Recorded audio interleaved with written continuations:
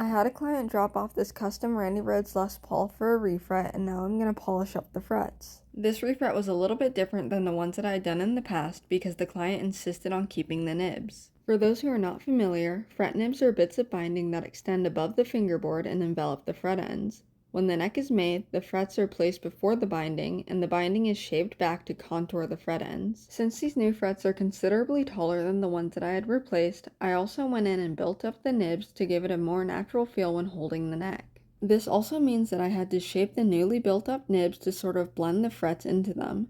If I didn't do this step, then there would be a dramatic drop off from the fret ends onto the nibs. You will be hard pressed to find a luthier who is willing to do a between the nibs refret. They take a lot more precision, work, and time to preserve a part of the guitar that is arguably more of a hindrance than an asset. I'm honestly not even sure if I will be willing to do more of these in the future. This refret took at least 3 times longer than a standard one, and with a much slimmer margin for error. With all of that being said, if you do manage to find a luthier who is willing to do this, be prepared to spend at least 3 times more than a standard refret.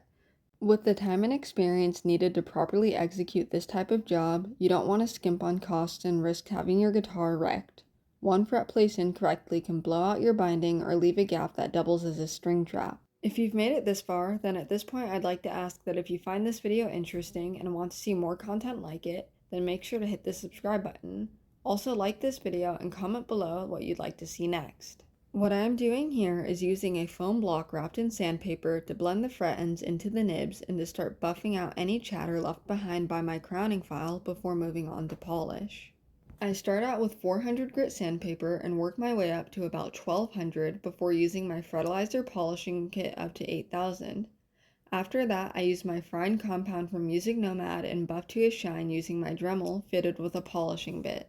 Once I've gotten everything all polished up with my Dremel, I wipe up any excess compound using a rag, and then I'm left with shiny frets and a neck that's all ready to be strung up. Once again, I just want to thank you for sticking around for this video, and if you have any ideas on what you want me to do next, make sure to leave a comment below and check me out on Instagram.